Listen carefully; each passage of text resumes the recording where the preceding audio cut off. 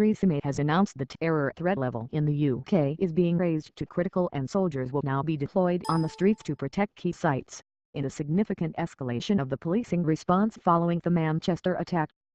It is the first time in 10 years the feared threat of a terror attack has reached its highest level and means some 5,000 troops could be deployed to support police, including at concerts and sporting events.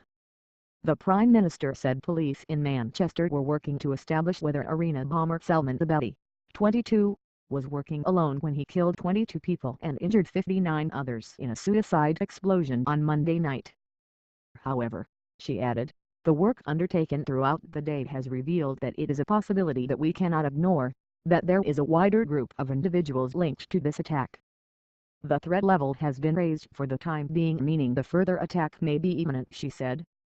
In a live address late on Tuesday, Ms. May said, the change in the threat level means that there will be additional resources and support made available to the police as they work to keep us all safe. As a result of the Joint Terrorism Analysis Center's decision, the police have asked for authorization from the Secretary of State for Defense to deploy a number of armed military personnel in support of their armed officers. This request is part of a well-established plan known as Operation Temporary, in which both the armed forces and the police officers involved are well-trained and well-prepared to work in this kind of environment. The Secretary of State for Defense has approved this request and Operation Temporary is now in force. This means that armed police officers responsible for duties such as guarding key sites will be replaced by members of the armed forces, which will allow the police to significantly increase the number of armed officers on patrol in key locations.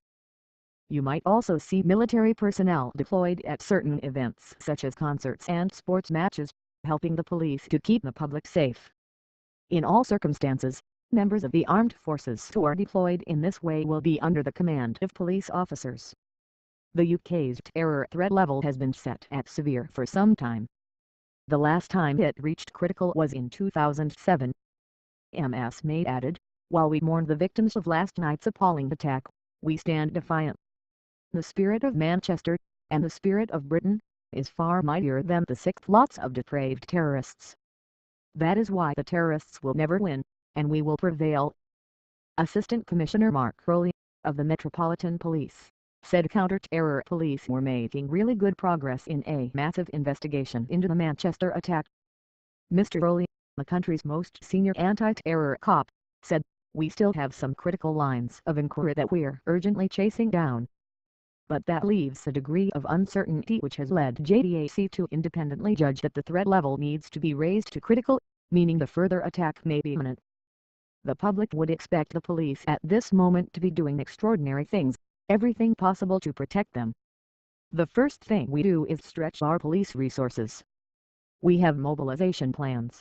We cancel leave. We stretch shifts. We can double the number of officers on the streets, both armed and unarmed. But on top of that, over the last couple of years looking at experiences elsewhere in Europe, we've set up a contingency plan with the military where the army will step forward. All those extra police officers that we're putting on the streets already will be augmented by military support. The first phase, those military officers will take over some of our guarding duties at key fixed locations. And potentially subsequent to that we could even use military support police at key locations or perhaps at key events.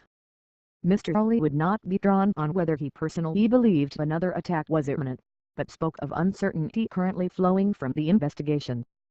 JTAC, he said, had decided that whilst we chase that down, it makes sense to raise the threat level. According to a review of London's terror preparedness from 2016, only in the most extreme situations would the military be deployed in routine patrolling of the streets of London under Operation Temporary. Lord Harris' review added, in addition, specialist troops can be authorized to take part in a direct operation to confront and neutralize a terrorist threat if required. This increases the police capacity and capability to respond. For example, if there were multiple attacks on different sites of the kind seen in Paris in November 2015,